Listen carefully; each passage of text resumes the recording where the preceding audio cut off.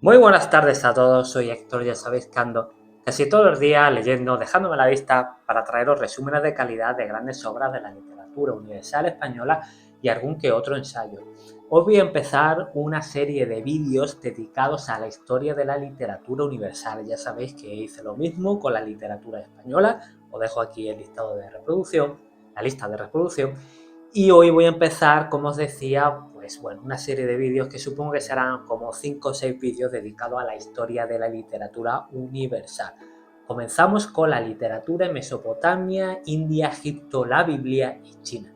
La literatura vamos a entenderla como una manifestación artística del ser humano, realizada con palabras, que se difunde tanto oralmente como por escrito.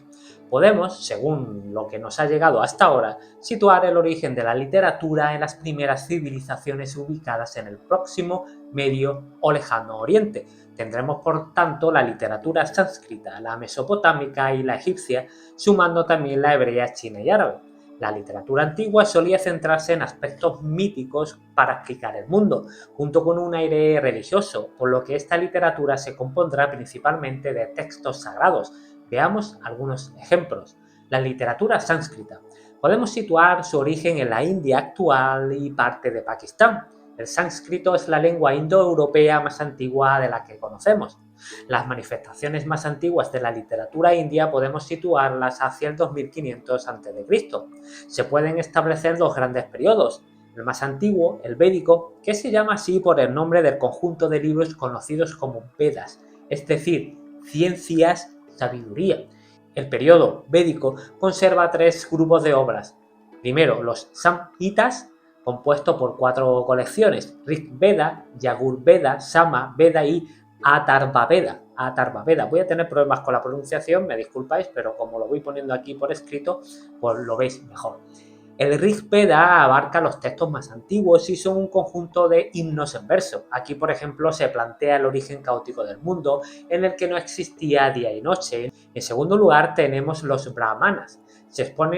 Aquí se exponen los principios del universo, la divinidad y del alma. Se parte de una concepción panteísta de que el universo divino, Brahma, y el alma universal, aquella que emigra de cuerpo en cuerpo, llegan a encontrarse al liberarse esta última. Por último, dentro de este periodo védico tendríamos los sutras, compendio de aforismos sobre gramática, ritos, etc. El periodo clásico posvédico tiene variedad de géneros. Aquí nos encontramos dos obras fundamentales, narraciones en verso, que son el Mahabharata, espero haberlo pronunciado bien, Mahabharata, y el Ramayana. El primero se considera la obra más extensa de la literatura universal, con más de 200.000 versos y 18 cantos. Aquí se cuenta la historia del pueblo de la India de carácter legendario. Se habla de la lucha entre los descendientes de los hermanos Kuru y Pandu del linaje del rey Bharata. En el libro sexto del Mahabharata se inserta el poema filosófico Bhagavad Gita, que predica el consuelo ante las miserias de la vida y la preparación del hombre para la muerte. El Ramayana es más breve, es una epopeya con 24.000 versos distribuidos en 7 volúmenes. Cuenta las aventuras de Rama, rey valeroso, que quiere liberar a su mujer, de nombre Sita, del rey de los demonios en la isla de Lanka. Nos vamos a la literatura mesopotámica. Esta literatura nace en las antiguas civilizaciones tales como las de los sumerios, acadios, babilonios, etc. Os dejo la entrevista, por cierto, que le hice a Bosch Dark sobre mitología sumeria. La escritura era cuneiforme y entre los primeros escritos encontramos documentos administrativos, religiosos y de carácter didáctico. Estas civilizaciones se sitúan geográficamente entre los ríos Tigris y Éufrates, que actualmente se estarían en los territorios de Irak, Kuwait, Irán y parte de Siria. La épica sería el género más destacado. Destacamos el Enuma Elish o poema de la creación, que data del segundo milenio antes de Cristo, se compone de 7 tablillas y es una pieza clásica de poesía religiosa, instrumento científico y fuente de conocimientos crípticos y esotéricos. Por otro lado, tenemos el poema de Gilgamesh, que resumí en su día y os paso aquí el enlace. Es el poema épico considerado más antiguo de la literatura universal. El poema presenta grandes temas que el ser humano sigue teniendo al día de hoy como polos de interés, como son el amor, la muerte y los deseos de inmortalidad. Se puede distinguir dos partes del poema. poema de Gilgamesh. La primera parte que se centra en la relación de Gilgamesh y Enkidu, que simbolizan la lucha entre lo salvaje y lo civilizado y la posterior amistad entre ambos. En la segunda parte, cuando muere Enkidu, Gilgamesh toma conciencia de su condición mortal y esto le genera malestar. Nos vamos a la literatura de Egipto. El antiguo Egipto también dio obras literarias de interés. Os dejo también la entrevista que le hice a una egiptóloga, Miriam Bueno, sobre la mitología egipcia por si os interesa. Destacamos el libro de los muertos, relacionado con otros textos egipcios como los textos de las pirámides o los textos de los sarcófagos. El libro de los muertos está compuesto por casi 200 sortilegios y sentencias. Son orientaciones para sortear los obstáculos que surgen en el momento en el que uno muere y se llega al más allá. Se presenta diversos contenidos, desde las plegarias de los familiares por el muerto durante la sepultura hasta el viaje del alma en barca cuyo destino es llegar a Osiris, quien es el que preside el juicio en el que finalmente se decidirá si el alma va o no hacia la vida eterna. Ahora vamos a la Biblia. La Biblia viene del griego y significa libros. Nos referimos al conjunto de libros canónicos del judaísmo y del cristianismo. Fueron escritos primero en hebreo y arameo, el Antiguo Testamento, y luego principalmente en griego, el Nuevo Testamento. Los primeros libros que se compusieron fueron los del Antiguo Testamento, llamado Tanaj por los judíos, y luego los del Nuevo Testamento. Ambos forman la Biblia cristiana. El pueblo judío identifica a la Biblia exclusivamente con el Tanaj, al que no llaman Antiguo Testamento, ya que además nos afecta la validez del Nuevo Testamento. La Biblia cristiana que conocemos hoy en día fue ensamblada por primera vez en el Concilio de Hipona en el año 393 de nuestra era. Este canon lo componen 73 libros que se confirmó en el Concilio de Cartago en el 397 y posteriormente por decreto en la cuarta sesión del Concilio de Trento en 1546. Este último solo era válido para los católicos romanos. La Biblia fue escrita a lo largo de unos 1000 años, desde el 900 a.C. hasta el 100 después de Cristo. Ha sido traducida a más de 2000 lenguas. Se conoce como Vulgata la traducción que realizó San Jerónimo al latín vulgar a principios del siglo V por encargo del Papa Dámaso I. La Biblia es para los creyentes la palabra de Dios, porque para ellos es indudable que su escritura se realizó por inspiración divina. Vamos a ver de qué se compone la Biblia. El Antiguo Testamento lo forma el Pentateuco, Génesis, Éxodo, Levítico, Números y Deuteronomio. Los libros de los profetas, divididos a su vez en profetas mayores y profetas menores, y los libros sapiensales o nómicos. Por comentar un poco, la Génesis relata la historia de la creación del mundo, el relato de la caída de Adán y Eva del jardín del Edén, la narración del diluvio universal, la historia de la Torre de Babel, el llamado del patriarca Abraham y la aparición de las 12 tribus de Israel que terminarían viviendo en Egipto. En segundo lugar, el Éxodo, los principales hechos del libro giran alrededor de la partida de los esclavos hebreos de Egipto, bajo el liderazgo de Moisés, y culmina fervorosamente con la entrega de la Sagrada Torá en el monte Sinaí.